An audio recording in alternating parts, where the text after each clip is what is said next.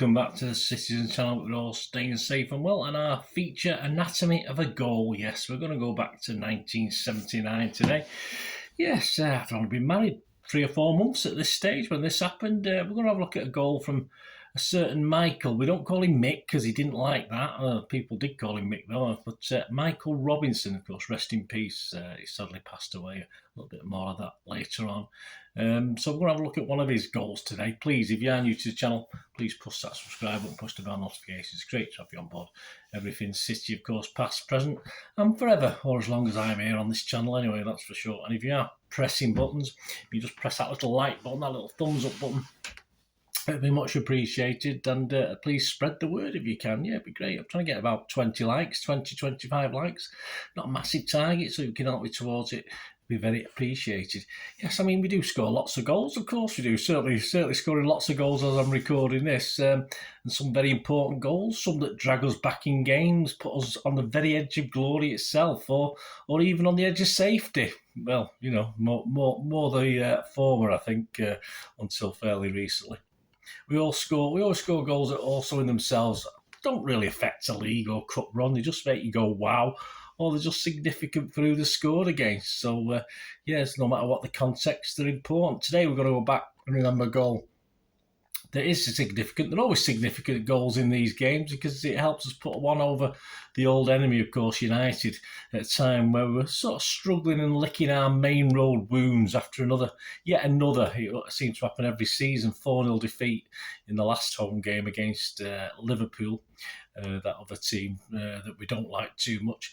So this is sort of the next home game after it, and it took place on the 10th of November 1979. It was match day 15. How were we doing? Well, Tony Buck was still officially down as the manager, if you look at all the records, but it was really chief coach Malcolm Allison running the show.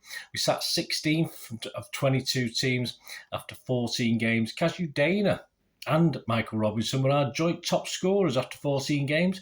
Yes, with just 3 goals apiece. Reigning champions Liverpool had tonked us in the previous home game, which was sort of the norm. But Michael Robinson, what about him? Well, it was his first and only season at the club. He only stayed the one season after signing on the 25th of June 1979 from Preston North End. At 20 years old, he turned 21 days just a little bit after he signed. He cost a princely sum, and it was a princely sum. I probably got him for about 100 grand. But anyway, he cost a princely sum of 765,000 when we were paying silly money, really, and everyone saw us come in and just up the price. Even then, you think back to the old days of the takeover in 2008, and obviously what we paid for players. But we were exactly the same. Some of these clubs saw us come in and put the price up. And it was a player who had just had 1 full season of football behind him, 15 goals scored at 2nd Division Preston North End, of course, in Michael Robinson. In fact, Preston manager at the time, Nobby Stiles, yes, Mr. Nobby Stiles, had tried to get him out on a free transfer, tried to get rid of him just 2 years previously. So this is a guy we paid over £750,000 for. In fairness to Allison, he was only second choice. He's only second choice, number 9. He'd previously tried to sign unsuccessfully a guy called Mike Flanagan from Leyton Orient. Me neither, guys. This is a welcome to the world of Malcolm Allison. Over to the day of the match, yes, City versus United. Always a big day, of course it was. Certainly in the 70s, we still had a good record against them. They were sat at the top of the table, though, and the fans were in confident mood, as ever, as they always were. And they were 1 point clear of Forest in second and Liverpool, who sat third. Us, well, sign of the times, really. 7 of our City lineup that day were playing in their first ever Manchester derby. And it was the 99th derby. We were pretty close at that stage. We'd won 29. United won 36. So not a massive difference. And we'd drawn 33. They'd scored 1 goal more than us, 139 to our 138. There was 50,067 in Maine Road. Plenty of United fans. There's actually footage on YouTube of the game. There's plenty of United fans, of course, in the segregated part of the Kippax, in the Platt Lane, in the North Stand, and in the main stand. Lots and lots of United fans. I'm not too sure in those days. I think tickets were sold, but you did tend to get mixed areas even when there was segregation. The team that day for City: Corrigan, Ray Ransom, Willie Donachie, Dave Bennett, Tommy Creighton, Tommy Booth, Tony Henry, Steve Daly, Michael Robinson, Paul Power, of course, Kazimierz Dana, or just Kazu Dana we used to call him. United, you had Gary Bailey, Jimmy Nichols, Stuart Houston, Sammy McElroy, Kevin Moran, Martin Buchan, Ashley Grimes, Ray Wilkins, Steve Coppell, Lou Macari, and a bloke called Mickey Thomas. State of play at the time, well, it was Gary Bailey, the United keeper, who was by far the busiest in the first half. Robinson himself, with his constant runs at United's defence, was causing all sorts of problems. On a body-sapping pitch that grew heavier as the game progressed, Tony Henry put us ahead deservedly in the second half on about 54 minutes, beating Bailey from 12 yards out. So it brings us to the goal itself, what this is all about, this goal. It was a clincher and pretty much killed any fight United had left in them at the time. This is an excerpt from that goal feature, that goal article in the Manchester City magazine of January 2004.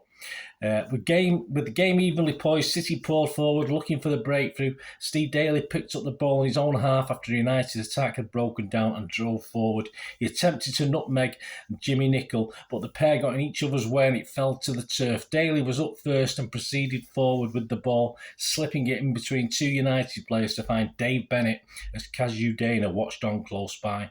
Bennett edged towards the United box and then played the ball to Michael Robinson on the 18-yard line. Robinson controlled it and then whipped a curling low shot past Gary Bailey and into the United net and was mobbed by a jubilant Paul Power. The Blues, of course, we went on to win this one 2-0. John Motson at the time, it was on Match of the Day, Match of the Day, as I said, there are highlights on YouTube, described it as such. But again, City win the ball back. They've been winning it so much in the second half, and that perhaps been the difference. More possession. Daly running into his man, but still getting up. Oh, good ball. Bennett. Robinson to his left. Good try. Oh, that's a goal to grace any derby match thing. John Motson, his usual understated self, of course. Context and conclusions. Well, the papers remarked the next day, there's some headlines in the papers on this 99th League derby. Goals by Tony Henry in the 53rd and Mike Robinson 20 minutes later decorated a performance that owed more to superior fitness and style. City players did Malcolm Allison proud, notably Ray Ransom, Dave Bennett, Henry, Creighton, Robinson, Derek Wallace said of the Daily Mirror. Taunted all season by United fans who reckon the First Division table indicates a clear class gap between the teams. City's youngsters at Maine Road set Maine Road ablaze with their skill, pace, perception and togetherness. United, offering stout resistance at the back and some creativity in midfield, was second best up front, and you always sense that City's young Braves would eventually scalp the enemies from across the city, said Tony Hardisty from the Sunday Express. Peter Thomas of the Daily Express said Manchester derbies have the boat race look about them, and nobody knows better than Mr. Allison. Once the side scores, the other lets others' shoulders tend more than often to drop. When Henry and Robinson nailed United, that is what happened. United were not only 2 lengths behind at the Surrey bend, but 20 and dead. There you go. So descriptions of an interesting game and a great goal, of course. I say they're all great. Any goal against United is great, even if it's a tap-in from 2 yards. But Michael Robinson certainly did us proud. Yeah, of course, afterwards United would be pipped eventually for the title by Liverpool. We'd finish a poor 17th. Allison would only last till early October 1980 in the next season. And of course, Michael Robinson's last game for City was on the 19th of April 1980. And he scored in a 3-1 home win over Bristol City. He was City's top goal scorer that season, though, with, yes, wait for it, 8 league goals and 1 League Cup goal in 34 appearances, and he made 1 appearance as a substitute. He'd go on, Michael Robinson, go on to do slightly better things, of course. Though he had to suffer the disappointment of a Wembley loss against United in 1983 for Brighton and Hove Albion after a replay, he also played the same number of games as he did for City for Liverpool, where he went on to win a little bit of a treble. Yes, in 1983-84, he picked up a Football League First Division medal, he picked up a League Cup winners medal, and he picked up a European Cup medal. That's not bad, is it? Although he wasn't playing in all. He was sub for a couple of those finals and etc. But hey, he got there. He got the reward. He won 23 caps also for the Republic of Ireland. after retiring, would be very well known as a sport anchorman on Spanish TV, a bit like a Gary Lineker type. Sadly passed away on the 28th of April 2020 of cancer at his home in Madrid at the age of just 61. I did a little special tribute to him probably around about that date on my vlog, so I'll try and put a link up on there as well to that. So just a little trip in his time at Manchester City, so that might be of interest to you if you do remember Michael Robinson. So please let me know any memories you've got. Thanks for joining me for this Anatomy of a City goal. Michael Robinson on the 10th of November 1979, yes, against the old enemy Manchester United. And please share us any thoughts you've got. Thanks for watching, guys. Until we meet again, that's one thing, don't I? Please stay safe, Blues. Come on, City. Bye for now.